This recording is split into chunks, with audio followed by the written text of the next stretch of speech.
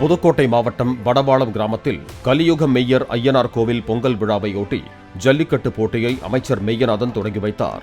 650 காளைகளும் 300 மாடுபிடி வீரர்களும் பங்கேற்றிருக்கும் இப்போட்டியில் வாடி வாசலில் இருந்து பாய்ந்து வரும் காளைகளை மாடுபிடி வீரர்கள் போட்டி போட்டு அடக்கி வருகின்றனர்.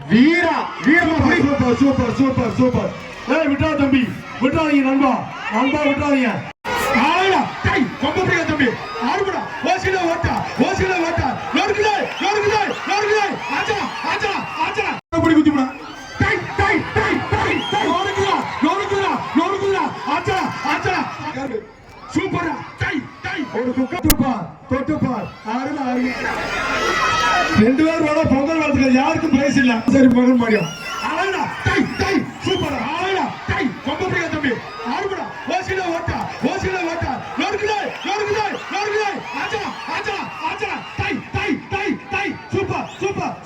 Super ஆறுபடா super